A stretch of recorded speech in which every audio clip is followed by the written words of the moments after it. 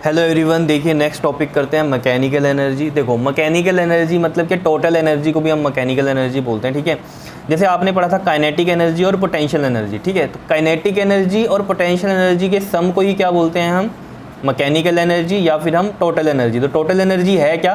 Some of kinetic energy and potential energy is called the mechanical energy, या फिर हम क्या बोलते हैं? टोटल एनर्जी बोलते हैं। क्लियर? अब यहाँ पर कंजर्वेशन ऑफ एनर्जी तो आपको पता ही है क्या होती है चीज़, आपने बचपन से पढ़ी है कंजर्वेशन ऑफ एनर्जी। तो कि ना ही एनर्जी को क्या कर सकते हैं हम क्रिएट कर सकते हैं, ना ही उसे डिस्ट्रॉय कर सकते हैं, लेकिन हाँ एक फॉर्म से दूसरी फॉर्म में हम उसको चेंज कर सकते हैं। जैसे यहाँ पर जो लिखा हुआ है वो क्या है? According to this statement energy can neither be created nor be destroyed but can be transferred from one form to another. जैसे ये ऑब्जेक्ट है, मान लीजिए यहाँ पर, ठीक है, कितनी हाइट पे है ये? मान लो यहाँ पर ये सरफेस से h हाइट पर है, ठीक है। तो यहाँ इसकी क्या होगी? कुछ ना कुछ पोटेंशियल एनर्जी होगी, ठीक है। तो मैक्सिमम पोटेंशियल एनर्जी यहाँ पर होगी, क्लियर, इस पोजीशन पे। और काइनेटिक एनर्जी यहाँ क्या होगी? जीरो होगी, ठीक है। अब जब ये यहाँ से नीचे आना शुरू होता है तो क्या हो गया? मोशन में आ गया। मोशन में आ गया तो मतलब क्या हो गया? काइनेटिक एनर्जी आ गई। अब मान लो इस पॉइंट की हम बात करें तो यहाँ काइनेटिक एनर्जी है कुछ और पोटेंशियल एनर्जी भी है, क्योंकि हाइट भी है अभी तो पोटेंशियल एनर्जी भी है। लेकिन यहाँ पर क्या है? ये पोटेंशियल एनर्जी जो पहले मैक्सिमम थी अब थोड़ी कम होगी, और पहले काइनेटिक एनर्जी जीरो थी अब थोड़ी क्या हो गई होगी? ज़्यादा हो गई होगी। मतलब क्या है? ये जो पोटेंशियल एनर्जी है ये ही किस में चेंज हो रही है? काइनेटिक एनर्जी में। तो मतलब समझ रहे हो कि जो एनर्जी है हमारी पोटेंशियल एनर्जी वो ही चेंज हो रही है किस में? काइनेटिक एनर्जी में, ठीक है। तो यानी कि नाइदर क्रिएटेड नॉट डिस्ट्रॉयड, बल्कि हम क्या कर सकते हैं? एक फॉर्म से दूसरी फॉर्म में उसको चेंज कर सकते हैं, ठीक है। तो यहाँ पर यही हो रहा है कि जो पोटेंशियल एनर्जी है किस में चेंज होती जा रही है? काइनेटिक एनर्जी में, ठीक है। और जैसे मान लीजिए इस पोजीशन पे ये आएगी तो यहाँ पर क्या हो जाएगा? जल्दी से बताओ।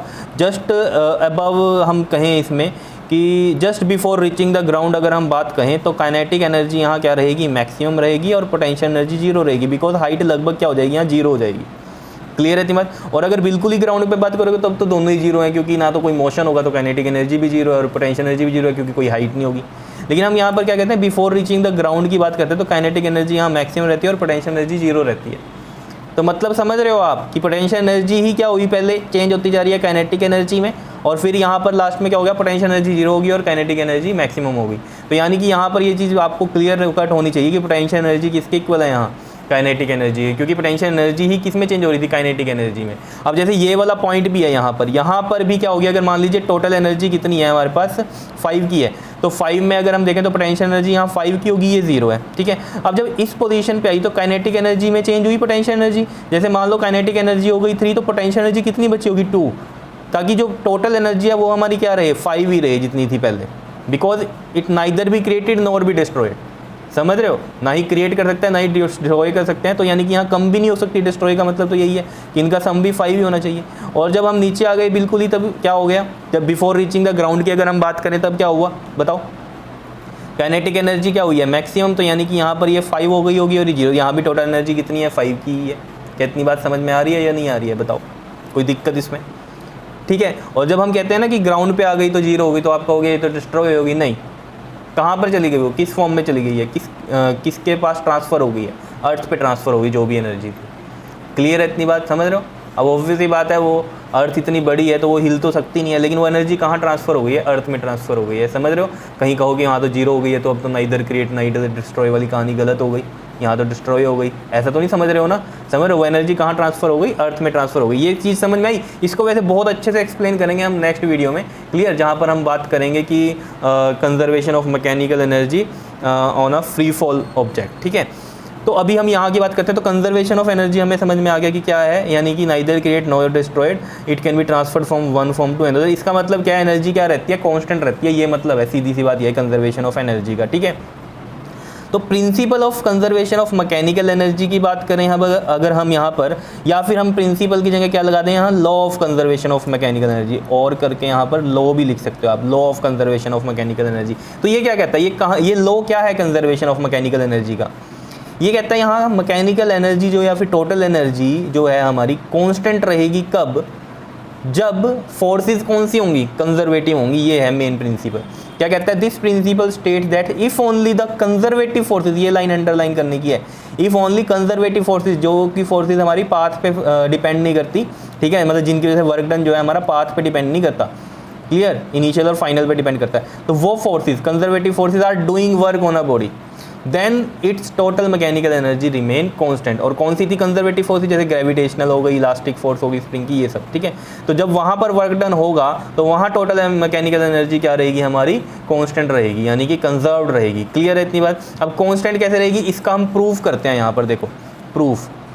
अब देखो इसमें आपको पता है according to work energy theorem, work energy theorem क्या बात पता है आपको, जल्दी से बताओ जरा। थ्योरम क्या बात पता है कि चेंज इन काइनेटिक एनर्जी किसके इक्वल होता है, वर्क के इक्वल होता है। क्या इतनी बात क्लियर है या नहीं है, बता दो जरा जल्दी से, कोई इसमें परेशानी नहीं। और हमें पता है वर्क क्या होता है हमारा, फोर्स इनटू में डिस्प्लेसमेंट। अब यहाँ पर अगर बिग चेंज किया हमने काइनेटिक एनर्जी में, तो डिस्प्लेसमेंट में भी क्या करेंगे हम, बिग चेंज करेंगे, तो हम ये डेल्टा एक्स लिख देते हैं। क्या इतनी बात क्लियर है या नहीं है, बताओ। और आपको पोटेंशियल एनर्जी वाला रिलेशन भी करवाया गया था, बताओ करवाया था कि नहीं। पोटेंशियल एनर्जी का रिलेशन विद वर्क क्या था, तो वो था चेंज इन पोटेंशियल एनर्जी क्या होता है, नेगेटिव ऑफ वर्क के इक्वल होता है, बताया था। यू से हम क्या लिख रहे हैं, पोटेंशियल एनर्जी, ठीक है। तो ये बिग चेंज है पोटेंशियल एनर्जी में, अगर ये तो पता है ना डेल्टा बिग चेंज के लिए होता है, और अगर मैं डी यू लगा देता तो ये स्मॉल चेंज के लिए होता है। तो आप कुछ भी लिख सकते हो, कोई दिक्कत नहीं है, हम बड़े वाला लिख रहे हैं, ठीक है। तो इसका फॉर्मूला क्या होता है, वर्क का फोर्स इनटू में डिस्प्लेसमेंट भी क्या है यहाँ पर हमारी, ये बड़े वाली होगी, बिकॉज ये चेंज क्या है, बड़ा है। क्लियर इतनी बात या नहीं, बताओ। अब ये चीज़ अगर आपको समझ में आ रही है, ठीक है, ये रिलेशन कौन से यूज़ हुए हैं यहाँ पर, वर्क एनर्जी थ्योरम के, और कौन से हैं, वर्क एनर्जी थ्योरम मतलब क्या, रिलेशन था जो काइनेटिक एनर्जी का वर्क के साथ, और पोटेंशियल एनर्जी का जो वर्क के साथ वो रिलेशन। क्लियर है इतनी बात, बताओ।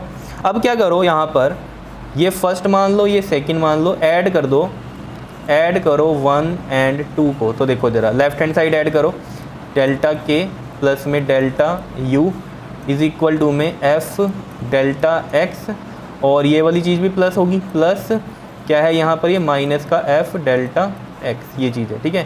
तो ये देखो एफ डेल्टा एक्स माइनस हो जाएगा, प्लस माइनस माइनस, क्लियर। और ये है डेल्टा के प्लस में डेल्टा यू।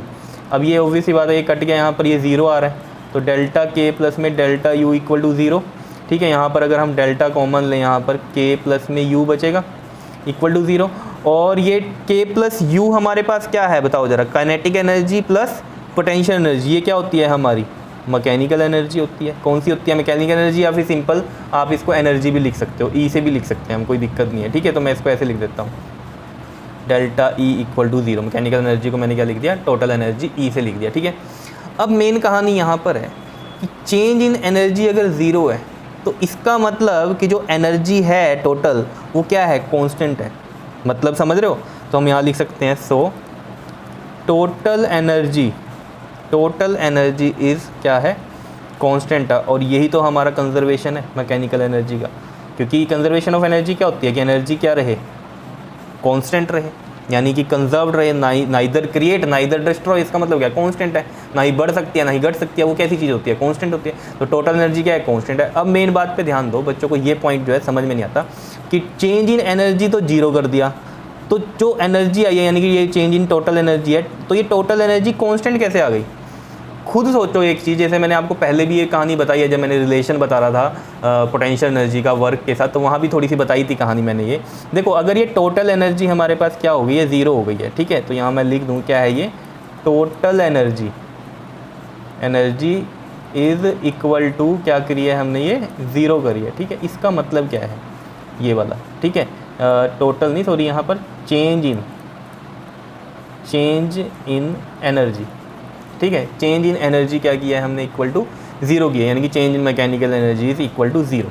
अब देखो, अगर किसी में चेंज जो है ज़ीरो है तो इसका मतलब क्या है, वो टर्म कांस्टेंट है। जैसे एक एग्जांपल ऐसे समझो, कोई चीज़ यहाँ पर मैंने बनाई, ठीक है, यहाँ पर भी 4 है, यहाँ पर भी 4 है, यहाँ पर भी 4 है, यहाँ पर भी 4 है, कांस्टेंट है, ठीक है। मान लो ये एनर्जी है, यहाँ 4 है, यहाँ 4 है, यहाँ 4 है, यहाँ 4 है, ठीक है। ए पे भी 4, बी पे भी 4, तो चेंज इन एनर्जी बताओ ए से बी में कितना चेंज हुआ, कुछ भी चेंज नहीं हुआ। यहाँ भी 4 है, यहाँ भी 4 है, तो 4 माइनस 4 कितना, 0। तो अगर चेंज इन एनर्जी यहाँ पर या कोई भी टर्म अगर चेंज इन दैट टर्म भी 0 आ रहा है, तो इसका मतलब क्या, वो टर्म कांस्टेंट है, तभी तो चेंज 0 आएगा। अगर कुछ ना कुछ चेंज होगा वहाँ पर तो आंसर आएगा कुछ ना कुछ। यहाँ मान लो 4 है, यहाँ 8 हो गया, तो 8 माइनस 4 आएगा। लेकिन अगर हम कह रहे हैं कोई चीज़ कांस्टेंट पड़ी है, तो इसका मतलब क्या, उनका चेंज क्या है, 0 है। तो इसका मतलब ये भी तो हम कह सकते हैं कि अगर किसी चीज़ में चेंज हम कह रहे हैं कि 0 है, तो इसका मतलब वो चीज़ कांस्टेंट है, यही मतलब तो है यहाँ पर।